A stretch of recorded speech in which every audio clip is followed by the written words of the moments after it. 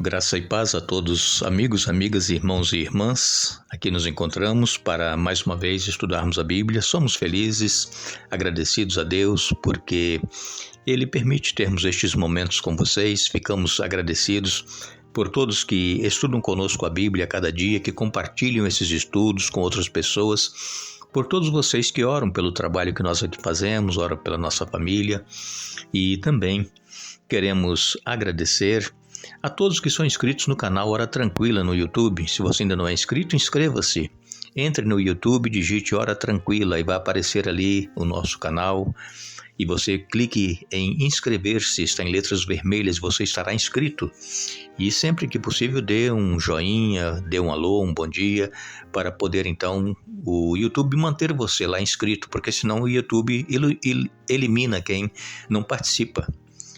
E queremos agradecer a todos vocês que nos escrevem dizendo de onde estão acompanhando os estudos. Queremos aqui mandar um alô especial para a Leila Bernert, é de Curitiba, no Paraná. Ela quer receber os estudos diários e vamos providenciar, tá? Vê se entre aí no YouTube, digite Hora Tranquila, ou se não, no WhatsApp, ali tem o nosso telefone de contato. Mandamos um alô especial para Ivone Abreu, de Bom Retiro do Sul, no Rio Grande do Sul. Reginaldo e Adelina são de Frutal, Minas Gerais. Penha Furlani é de Serra, no Espírito Santo. Iraildes é de Rochedo, Mato Grosso do Sul. Nem Westphal é de Guarapari, no Espírito Santo. Daniel José da Silva é de Blumenau, Santa Catarina. E todos os demais que nos escrevem, nós agradecemos e mandaremos sempre um alô para vocês. Iremos orar. Santo Deus e Pai que estás nos céus, muito obrigado pela vida, muito obrigado por este dia, por estes momentos que temos para estudar a Tua Palavra. Pedimos que o Teu Espírito Santo esteja presente conosco, abrindo a nossa mente para nós entendermos a Tua Palavra, aceitá-la e praticá-la em nossa vida. Abençoa, Pai, todos os que estudam conosco e que têm seus problemas, suas necessidades, dê vitórias a cada um, que não desanimem, que perseverem e que em breve estejamos todos juntos contigo nos céus, em nome de Jesus. Amém. Hoje nós iremos concluir o estudo desta semana. Estivemos aqui estudando sobre a vida que Jesus deu por cada um de nós, Ele morreu por nós e tivemos a oportunidade de cada dia conhecer um pouco de como tudo começou, o plano estabelecido por Deus antes da fundação do mundo, de que se o homem que Ele iria criar, ainda não havia criado porque ainda não existia este planeta, se o homem viesse a pecar, Jesus iria vir e morrer em lugar do ser humano para pagar o preço do pecado. Isso foi decidido antes da fundação do mundo. E Jesus, portanto, ele é chamado de o Cordeiro de Deus que tira o pecado do mundo, o Cordeiro de Deus que morreu antes da fundação do mundo. Isso no sentido figurativo, morreu antes da fundação do mundo, porque foi definido lá na eternidade que Jesus viria a morrer. Então, no coração de Deus, Jesus já havia morrido, como foi o caso de Abraão, que foi sacrificar seu filho Isaque, e quando já estava tudo pronto, que ele ia tirar a vida do filho, um anjo segurou a mão de Abraão e disse: não faças tal, agora eu sei que você me ama. E no coração, Abraão já havia sacrificado Isaque. Agora, como é que as pessoas no Antigo Testamento eram salvas? Nós sabemos que havia aquele ritual dos sacrifícios diário, de oferecer um cordeiro pelos pecados, e o cordeiro simbolizava e apontava para Jesus que haveria de vir para morrer em lugar do ser humano. Aquele cordeiro, ele não tinha poder nenhum para tirar o pecado do ser humano, apagar os pecados. Era um símbolo e era pela fé que as pessoas eram salvas no Antigo Testamento, crendo no sacrifício que ainda seria realizado quando Jesus nascesse. Então, hoje nós já temos a confirmação e sabemos que Jesus ele veio, que ele morreu, ele é o Cordeiro de Deus e tudo está relatado na Palavra de Deus, mas no Antigo Testamento eles não tinham. Era a promessa de que Jesus viria. Então aqui em Hebreus, no capítulo 10, no verso 4, diz assim, Hebreus 10, verso 4. Pois é impossível que o sangue de touros e bodes remova pecados. É impossível, o sangue não removia pecado. Era a fé que eles tinham no Messias que haveria de vir.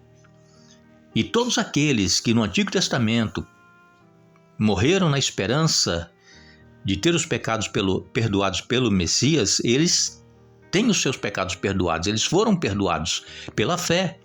Hoje nós também precisamos de fé, nós somos salvos pela graça, pela morte que Jesus realizou por nós na cruz do Calvário.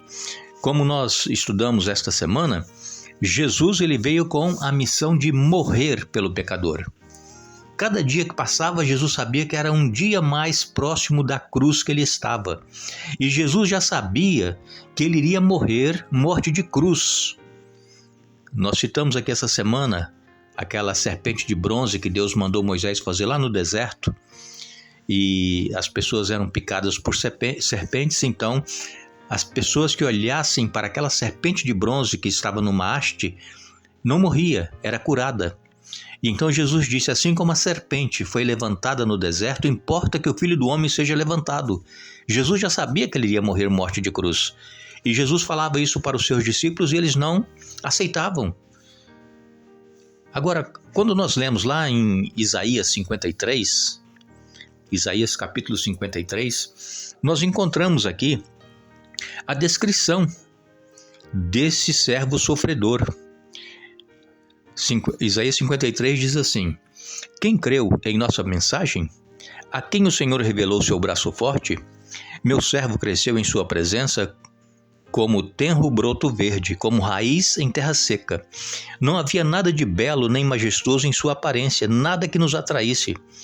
Foi desprezado e rejeitado, homem de dores que conhece o sofrimento mais profundo. Demos as costas para ele, desviamos o olhar. Ele foi desprezado e não nos importamos. Apesar disso, foram as nossas enfermidades que ele tomou sobre si, e foram as nossas doenças que pesaram sobre ele. Pensamos que seu sofrimento era castigo de Deus, castigo por sua culpa. Mas ele foi ferido por causa de nossa rebeldia e esmagado por causa de nossos pecados. Sofreu o castigo para que fôssemos restaurados e recebeu açoites para que fôssemos curados. Todos nós nos desviamos como ovelhas, deixamos os caminhos de Deus para seguir os nossos caminhos. E, no entanto, o Senhor fez cair sobre ele o pecado de todos nós. Ele foi oprimido e humilhado, mas não disse uma só palavra. Foi levado como cordeiro para o matadouro, como ovelha muda diante dos tosqueadores, não abriu a boca.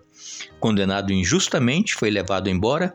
Ninguém se importou de ele morrer sem deixar descendentes, de sua vida ser cortada no meio do caminho. Mas ele foi ferido mortalmente por causa da rebeldia do meu povo. Não havia cometido nenhuma injustiça e jamais havia enganado alguém. Ainda assim foi sepultado como criminoso, colocado no túmulo de um homem rico. Fazia parte do plano do Senhor esmagá-lo e causar-lhe dor. Quando, porém, sua vida for entregue como oferta pelo pecado, ele terá muitos descendentes, terá vida longa, e o plano do Senhor prosperará em suas mãos. Quando ele vir tudo que resultar de sua angústia, ficará satisfeito.